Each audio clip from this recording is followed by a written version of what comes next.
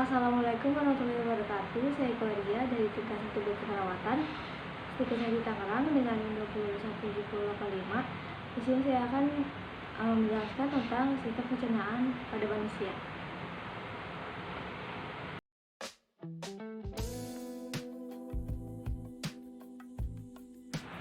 Di sini ada cavitalis oralis atau rongga mulut sebagai awal masuknya makanan. Kemudian sini ada lingua atau lidah. Kemudian di sini ada granula parotidea atau kelenjar ludah parotidea. Kemudian di sini ada granula sublingualis atau kelenjar ludah sublingualis. Kemudian di sini ada granula submandibularis atau kelenjar ludah submandibularis. Kemudian di sini ada faring atau tenggorokan. Kemudian di sini ada esophagus atau kerongkongan. Kemudian di sini ada gaster atau lambung. Kemudian sini ada pankreas atau pankreas. Kemudian di sini ada splenikus atau limpa.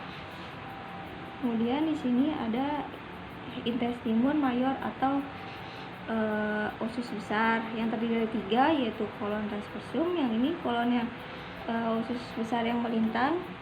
Kemudian di sini ada kolon descendens atau kolon yang menurun, usus yang menurun, usus besar yang menurun. Kemudian di sini ada kolon ascendens atau usus besar yang naik. Kemudian di sini ada hepar atau hati. Kemudian di sini vesika valea, valea atau kandung empedu. Ini kandung empedu. Kemudian di sini ada intestinum minor atau usus halus yang terdiri dari 3, duodenum atau usus 12 jari, ada jejum atau usus halus kosong, ada ileum atau usus halus penyerapan. Kemudian di sini ada cecum atau awal usus besar. Di sini ada kolon sigmoid atau usus besar yang berbentuk sigmoid. Kemudian di sini ada rektum. Ini ada rektum, atau distal atau ujung besar usus. Kemudian sini appendix vermiformis atau umbai cacing. Kemudian di sini ada canalis amalis, yaitu rongga anal atau anus subur. Kemudian di sini ada anus.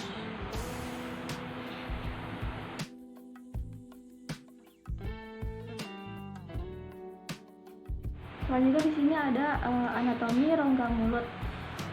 Sini ada lingua atau lidah. Kemudian di sini granula parotidea atau saluran kelenjar ludah parotid. Kemudian sini ada dens atau gigi. Di sini ada ductus granuale atau sublingualis atau saluran kelenjar sublingualis.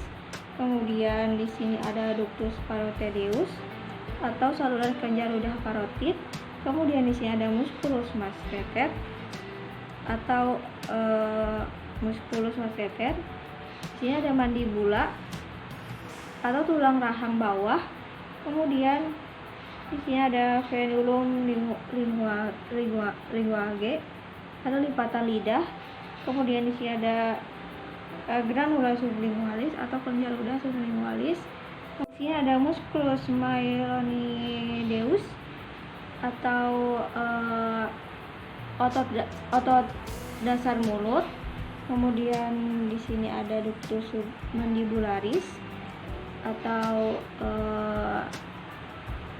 saluran kelenjar submandibularis. Kemudian di sini ada granula submandibularis atau kelenjar ludah submandibularis. Di sini ada kan granula parotidea. Granula parotidea ini terletak di antara telinga dan di 3 bagian rahang bawah.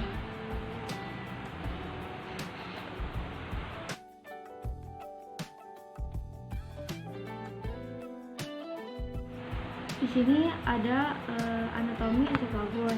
Esophagus atau kerongkongan adalah saluran yang menghubungkan mulut dengan lambung. Saluran ini merupakan jalan bagi makanan yang telah dikunyah dari mulut melalui proses pencernaan selanjutnya di dalam lambung. Di sini ada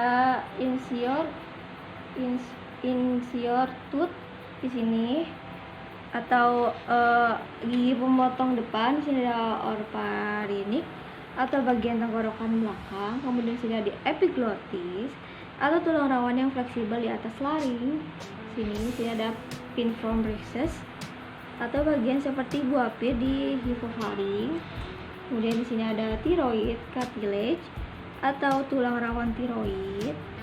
Kemudian di sini ada cricoid cartilage atau tulang rawan cricoid.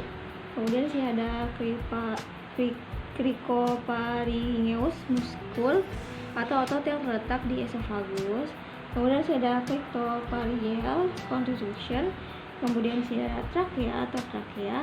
Kemudian di sini ada aorta atau pembuluh darah arteri besar di sini. Kemudian di sini ada ligament bronchus atau bronchus kiri. Kemudian di sini ada aortioconstriction atau perlekatan aorta di sini. Kemudian di sini ada diafragma atau diafragma. Kemudian di sini ada inferior esophageal sphincter atau katup bawah esophagus. Kemudian ada fundus of stomach. Kemudian ada cardiac part of the stomach.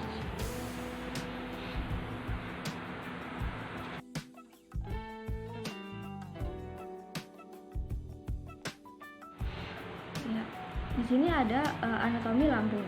Lambung adalah bagian terpenting dalam proses pencernaan. Organ pencernaan yang berbentuk menyerupai huruf C ini memiliki sejumlah fungsi penting. Di sini ada anatomi lambung.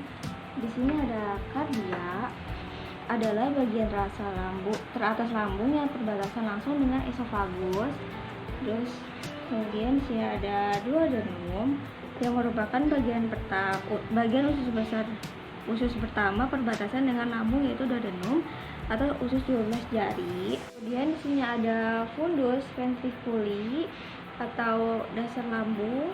Kemudian di sini ada serosa atau jaringan ikat pelapis luar. Sini. Kemudian ada musculus sonitudinalis atau otot memanjang di sini. Kemudian di sini ada musculus circular atau otot melingkar di sini. Di sini ada corpus. Di sini ada corpus atau badan lambung.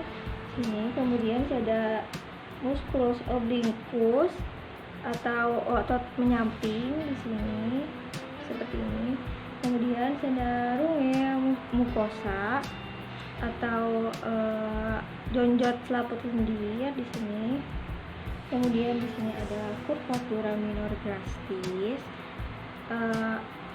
yaitu lengkungan besar di sini. Kemudian di sini ada pylorus atau muara lambung di sini. Kemudian di sini ada curvatura major grastis yang merupakan lengkungan besar lambung. Di sini ada antrum pyloricum atau rongga melebar di sini. Kemudian sih ada canalis pyloricus atau saluran muara lambung di sini.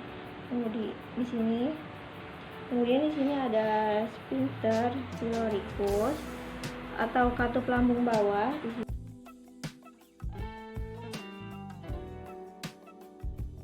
Kita ada anatomi kantung empedu dan pankreas. Kantung empedu adalah organ berukuran kecil yang terletak di bawah organ hati.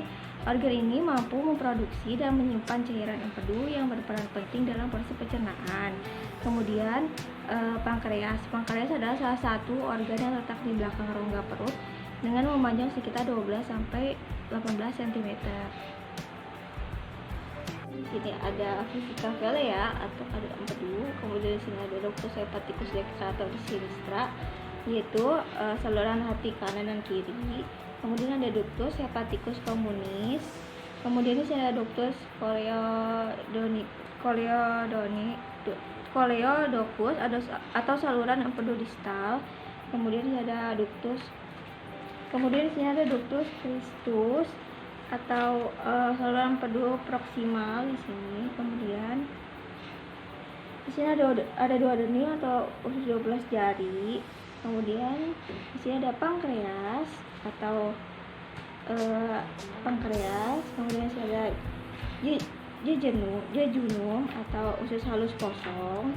Kemudian di sini ada hepatopankreatik atau saluran hati dan pankreas. Kemudian di sini ada papila duodenal. Kemudian di sini ada ductus pancreaticus atau saluran pankreas.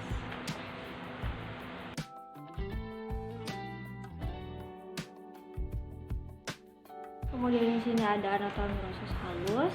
Usus halus adalah tempat penguraian kimia lebih lanjut dan penyerapan zat-zat gizi lainnya. Usus halus mempunyai bagian yaitu pertama ada duodenum atau usus 12 jari di sini. Kemudian ada jejunum atau usus halus kosong di sini. Kemudian ada ileum atau usus halus bagian penyerapan. Kemudian ada larga intestine. Kemudian ada rektum di sini.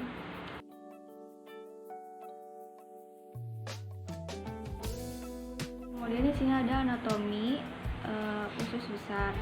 Usus besar adalah organ pencernaan yang mengelilingi seluruh organ perut. Organ yang disebut juga dengan organ kolon memanjang dari sakum kantung yang menghubungkan ileum, ujung usus kecil, dengan kolon sampai ke anus. Kemudian di sini ada bagian-bagian dari usus besar. Ada flexura hepatica coli atau lengkungan pertemuan kolon ascendens dengan kolon transversum. Ini kolon transversum dan kolon ascendens. Kemudian di sini ada kolon transversum, usus besar yang naik. Kemudian di sini ada arteri mesenteria superior atau pembuluh arteri usus halus bagian atas. Ini. Kemudian ada haustrum atau kantong usus besar di sini. Kemudian ada kolon ascendens atau usus besar yang naik. Kemudian ada ileum atau tulang usus. Kemudian di sini ada vulva iliocariacalis, ada cecum atau bagian pertama usus besar di sini. Kemudian ada appendix vermiformis atau umbai cacing. Di sini ada bagian-bagian dari usus besar. Ada flexura hepatica coli atau lengkungan pertemuan kolon ascendens dengan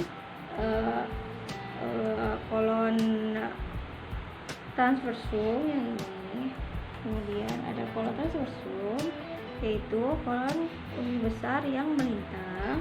Kemudian di sini ada arteri mesenteria superior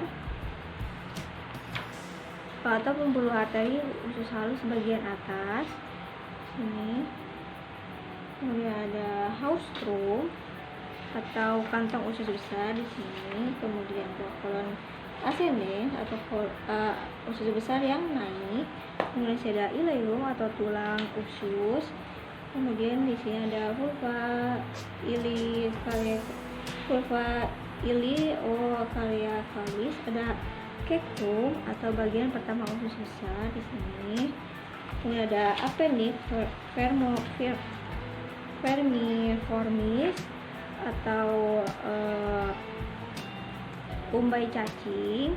Kemudian ada flexura coli atau lengkungan pertemuan kolon transversum dengan kolon ascendens. Kemudian